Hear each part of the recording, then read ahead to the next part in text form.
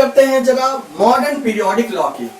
देखिए इससे पहले मतलब मॉडर्न पीरियोडिक लॉ से पहले क्या था, जो क्लासिफिकेशन था, एलिमेंट्स का क्लासिफिकेशन था, वो किस हिसाब से था, वो on the basis of atomic mass.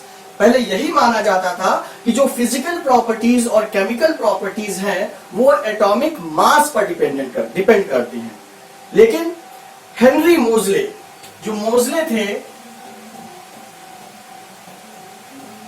Henry मोजले, राइट, तो हेनरी मोजले ने कुछ एक्सपेरिमेंट परफॉर्म किए जो एक्सरे रिलेटेड एक्सपेरिमेंट्स थे, और अपने एक्सपेरिमेंटेशन के बाद में उन्होंने एक लॉ दिया जिसको कहा जाता है मॉडर्न पीरियोडिक लॉ। और एक्सपेरिमेंटेशन के रिजल्ट्स क्या थे? रिजल्ट्स ये थे कि भाई जो फिजिकल और केमिकल प्रॉपर्टीज हैं किसी भी सब्सटेंस की, वो एटॉमिक मास पर डिपेंडेंट नहीं है, वो एटॉमिक नंबर पर डिपेंडेंट है। तो यही जो फाइंडिंग थी वो बनी मॉडर्न पीरियोडिक लॉ। तो मॉडर्न पीरियोडिक लॉ क्या कहता है कि जो फिजिकल और केमिकल प्रॉपर्टीज हैं, फिजिकल और chemical properties, physical and chemical properties are dependent on what? Atomic number. Atomic number जिसको क्या आप किससे रिप्रेजेंट करते हैं? Z से रिप्रेजेंट करते हैं, है ना। तो ये मास डिपेंडेंट नहीं है, वो एटॉमिक नंबर डिपेंडेंट है। ठीक है, यहीं पर लगे हाथों एक छोटी सी डेफिनेशन की बात और कर लेते हैं जिसको कहा जाता है पीरियोडिसिटी। क्या बोला जाता है? पीरियोडिसिटी।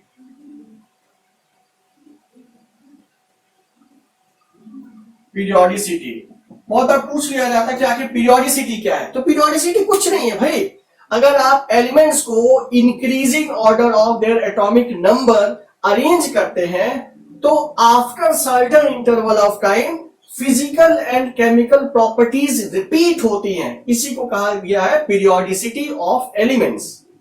अगर आप एलिमेंट्स को increasing order of their atomic number arrange करेंगे तो after certain interval of time होगा क्या? उनकी फिजिकल और केमिकल प्रॉपर्टीज रिपीट करती हैं। आप इसको कोरिलेट कर सकते हैं with Newlands law of octaves. हर 8 के बाद हर 8th एलिमेंट फर्स्ट वाले को रिजेंबल कर रहा था, है ना। तो ये क्या हो रहा है? ये सिमिलरिटी तो शो कर रहा है। तो वो टाइम पीरियड फिक्स था कि चलो हाँ हर 8th के बाद। तो यहां पर यह थोड़ा वेरिएशन है, लेकिन आप इसी को इसलिए जनरलाइज कर देते हैं कि आफ्टर सर्टेन इंटरवल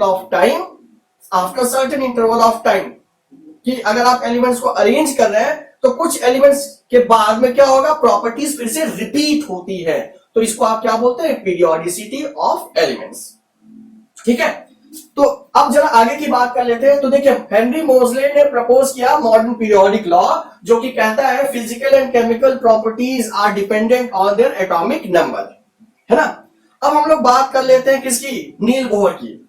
जैसा हमने शायद आपको पहले भी कभी बताया होगा कि नील बोहर जो थे वो बहुत ही चालाक व्यक्ति थे। बहुत ही चालाक क्यों? क्योंकि वो किसी और की थ्योरी यूज करके किसी और की थ्योरी को डिस्कार्ड करा देते थे। एग्जांपल देखिए, रदरफोर्ड आपने पढ़ा होगा, रदरफोर्ड का जो एटॉमिक मॉडल है ना, पढ़ा था। उसमें मैक्सवेल की थ्योरी को यूज करके डिस्कार्ड कराया था, है कि नहीं? याद आया? तो यहां पर भी जो मेंडलीव की पीरियोडिक टेबल है उसको डिस्कार्ड कराया किसने? नील बोहर ने। और किसकी हेल्प से कराया? With the help of Henry Moseley's modern periodic law. Henry Moseley का जो मॉडर्न पीरियोडिक लॉ था उसको यूज करके इन्होंने मेंडलीव की पीरियोडिक टेबल को डिस्कार्ड करा दिया। तो अब मजेदार बात क्या है?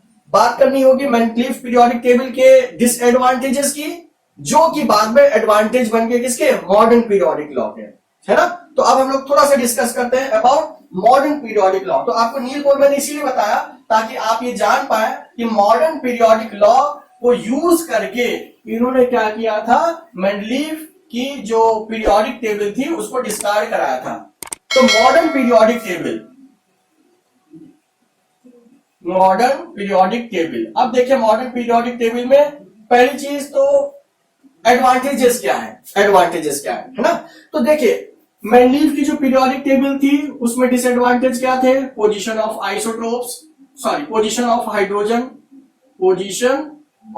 हाइड्रोजन, है ना। तो वो मॉडर्न पीरियोडिक टेबल में भी एग्जिस्ट करती है, वो कोई दिक्कत वाली बात नहीं है। जो मेजर प्रॉब्लम थी वो किसकी थी? Position of isotopes.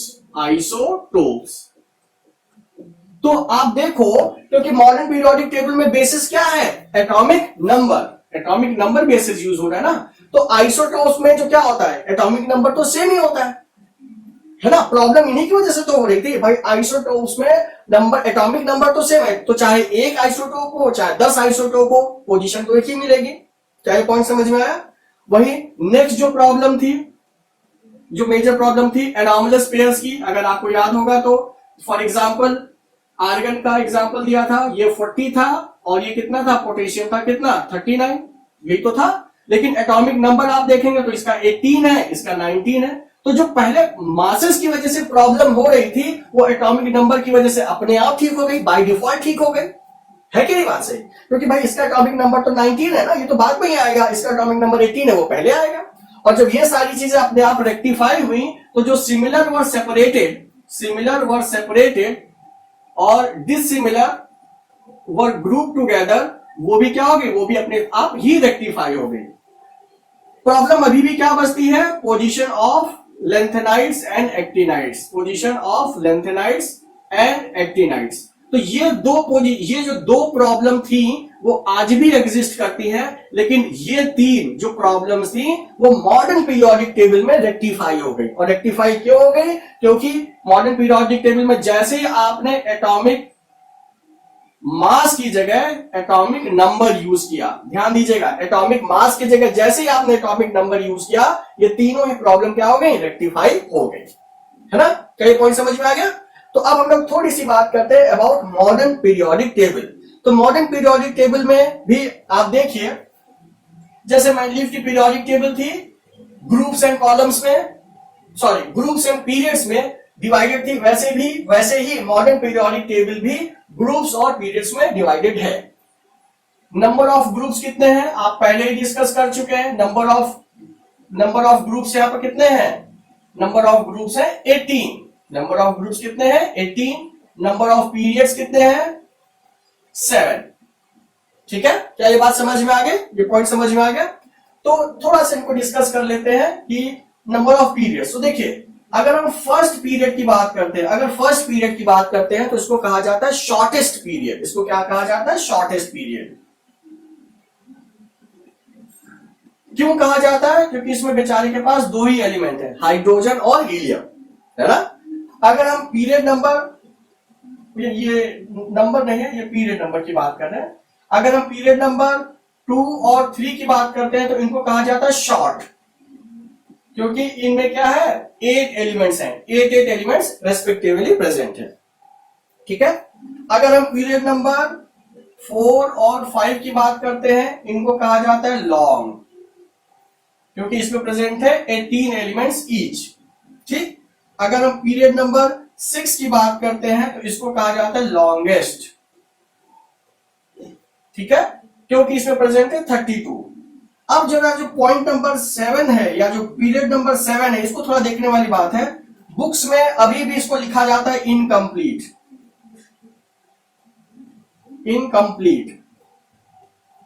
है ना। क्यों? ये बुक्स में लिखा गया, लेकिन सही मायनों में देखेंगे तो आज की तारीख में ये कंप्लीट हो गया है। टोटल 118 एलिमेंट्स हैं, तो पीरियड नंबर 7 भी कंप्लीट हो गया है। तो एक बार आप अपनी बुक्स को रिफर कीजिएगा कि वहां पर क्या प्रिंटेड है। कुछ बुक्स में कंप्लीट लिख के आने लगा है, कुछ बुक्स में अभी भी ये इनकम्प्लीट लिख के आ रहा है। तो एक बार आप जरूर अपनी बुक को रिफर कर लीजिएगा, ठीक है। तो जरा देख सकते हैं आप यहां पर। तो अगर ये अभी हम ये मान के चल रहे हैं कि 118 हो गए हैं, तो ये भी पूरा कंप्लीट हो गया है। तो अगर ये भी कंप्लीट हो जाएगा, तो इसको भी आप क्या कहेंगे, इसको भी आप लॉन्गेस्ट कहेंगे, क्योंकि इसमें कितने एलिमेंट्स हैं, 32 एलिमेंट्स प्रेजेंट है। ठीक है, क्या ये पॉइंट समझ में आया? कहने का मतलब first shortest, second third short, fourth fifth long, और सिक्स्थ एंड सेवेंथ क्या हो जाएंगे, लॉन्गेस्ट हो जाएंगे।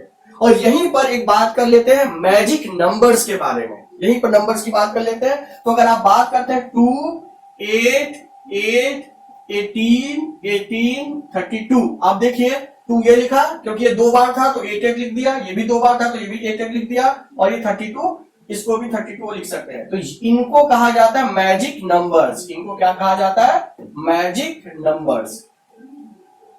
क्यों मैजिक नंबर कहा जाता है ये भी हम आगे आपको बताएंगे। चलिए एक लाइन में बता देते हैं। मान लीजिए अगर आपको किसी एलिमेंट का एटॉमिक नंबर नहीं पता है ना, तो इनकी हेल्प से आप फाइंड आउट कर सकते हैं। कैसे करेंगे हम अभी डिस्कस करेंगे थोड़ी देर में।